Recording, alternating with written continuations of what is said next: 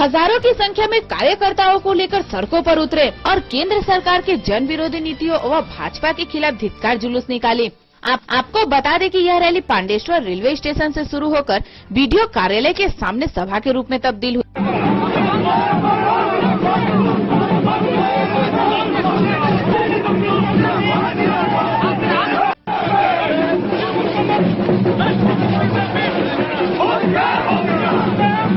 इस मौके पर विधायक जितेंद्र तिवारी ने बीजेपी की जमकर खिंचाई की और उन्होंने कहा कि बीजेपी हिंसा के सहारे सत्ता पाना चाहती है। असामाजिक तत्वों का अड्डा भाजपा बन गई है। विधायक जितेंद्र तिवारी ने बीजेपी की ओर निशाना साधते हुए कहा कि बुधवार को एक सभा के दौरान भारतीय जनता पार्टी ने राज्य सरकार के खिलाफ दुष्प्रचार और बदनामी फैलाने वाला बयान दिया था। उस बदनामी का जवाब जुलूस में उमड़ी भीड़ की उपस्थिति में उन्होंने देते हुए कहा कि ममता बनर्जी एक दिन में मुख्यमंत्री नहीं बनी।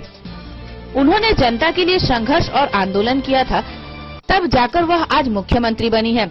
लेकिन भाजपा जनता के लिए बिना कुछ किए ही सत्ता पाना चाहती है।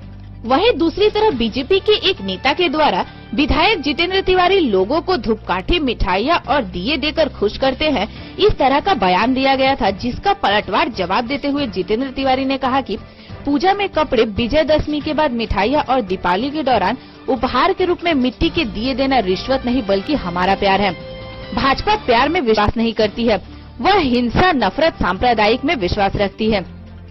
वहीं इस सभा के दौरान जितेंद्र तिवारी ने यह दावा किया कि आगामी विधानसभा चुनाव में भाजपा मुक्त बंगाल बनेगा।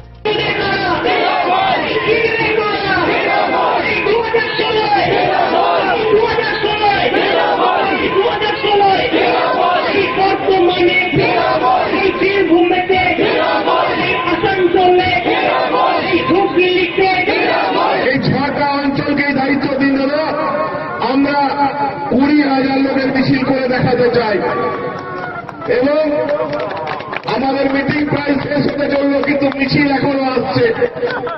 এবং আমি বিজেপি নেতাদেরকে বলি যে ভাই, 3 দিন আগে পাণ্ডবেশ্বর মাটিতে যে বড় বড় কথা বলে গেছিলে তার জবাব দেখো আজ পাণ্ডবেশ্বরের মানুষ দিয়ে দিয়েছে। আমি আপনাদেরকে জিজ্ঞেস করি, এই মিছিল দেখার পরেও, এই জনজোয়ার দেখার পরেও আর কি ভোটে দাঁড়িয়ে জিততে হবে না আজকে সার্টিফিকেট নিয়ে নেওয়া উচিত?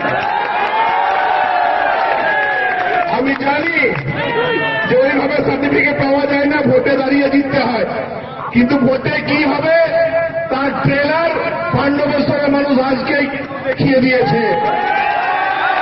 এবং বিজেপি বড় বড় নেতাদেরকে বলছি, যদি চোখে ছানি না পড়েছে আর চোখের ছানি পড়লেও চশমা দিয়ে একবার এসে দেখে যাও যে পাণ্ডবেশ্বরের মানুষকে অপমান করলে পাণ্ডবেশ্বরের মানুষ তার জবাব দিতে জানে। পাণ্ডবেশ্বরের মানুষকে পুজোর সময় বাড়িতে মিষ্টি দেওয়া কি খারাপ জিনিস? বলে পাণ্ডবেশ্বরের মানুষকে মিষ্টি না ঘুষ দেওয়া হচ্ছে। পাণ্ডবেশ্বরের মানুষের বাড়িতে ধূপকাঠি দেওয়া হয়েছে, সেটা নাকি ঘুষ দেওয়া হয়েছে। পাণ্ডবেশ্বরের মানুষকে বাড়িতে প্রদীপ পৌঁছে দেওয়া হয়েছে, সেটা নাকি ঘুষ দেওয়া হয়েছে। তোমাদের পেটে ব্যথা হচ্ছে কেন ভাই? তোমাদের ক্ষমতা আছে, মোরাল আছে, তুমি দুটো করে দাও, কে আটকেছে তোমাকে? শুধু শাড়ি দিলাম তাতে পেটে ব্যথা, এখন তো 60,000 কম্বল রেডি আছে, ওটা দিলে কি করবো? আমাদের ঘরের লোক, তাদেরকে আমরা কি দেবো না দেবো আমাদের পেশে বলার লোক। আমরা ফ্যান ভাত খেলেও একসঙ্গে খাবো, আর পোলাও আর মাংস খেলেও একসঙ্গে খাবো, আমরা একই পরিবারের লোক। বাইরের লোক টিভিতে বড় বড় কথা বলেছে যে পাণ্ডবেশ্বরে সবাই নাকি, জিতেন্দ্র তিওয়ারি সব লোক নাকি কয়লা চোর। পাণ্ডবেশ্বরের মানুষ কয়লা চোর, আর তুমি সাধু? তুমি সাধু আর পাণ্ডবেশ্বরের মানুষ কয়লা চোর? পাণ্ডবেশ্বরের মানুষ কয়লা চোরই হলে এই যে যাদের ঘরে সিবিআই রেড হলো তারা তো ইসিএল এ জিএম, ইসিএল আধিকারিকদের ঘরে রেড হলো।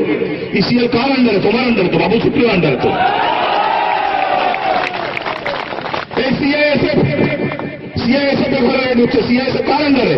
তোমাদের আন্ডারে তো ভাই। তো কয়লা চোর কারা? কয়লা চোর ইসিএল অফিসাররা, কয়লা চোর সিআইএসএফরা। এদের বাবাকে বিজেপি নেতারা। এই বাবু সুপ্রিয় 6 বছর মোটা মোটা টাকা নিলে কয়লা চোরদের কাছে নিয়ে এসছে নাকি? আমরা বুঝি না এই গ্লেজ কিসের গ্লেজ? এই গ্লেজ সব কয়লার টাকার গ্লেজ, আমরা সব বুঝি। তারাও আমাদের আপন, যারা সিপিএম করে তারাও আমাদের আপন। ইভেন যারা পাণ্ডবেশ্বরে বিজেপি করে তাদেরকে আমরা শত্রু ভাবি না, সিপিএমকেও আমরা শত্রু ভাবি না, কংগ্রেসকেও শত্রু ভাবি না।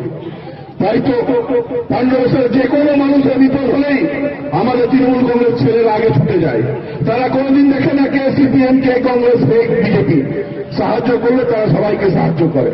এবং আমি গর্বিত যে পাণ্ডবেশ্বরের মতো মানুষের বিধায়ক হওয়ার সৌভাগ্য আমি পেয়েছি, সারা জীবনে মানুষ হতে পারবেন। এবং এটা আমার দায়িত্বের মধ্যে পড়ে যে কেউ এসে, কেউ বর্ধমান থেকে এসে, কেউ দুর্গাপুর থেকে এসে, কেউ কলকাতা থেকে এসে পাণ্ডবেশ্বরের মানুষকে অপমান করলে তার বিরুদ্ধে গর্জে উঠতে হবে, তার দায়িত্বের মধ্যে পড়ে। আরো বড় বড় নেতারা আছেন, তাদেরকে বলি যে আগে পাণ্ডবেশ্বর এসে এখানে পা রাখার জায়গা তো আগে করো।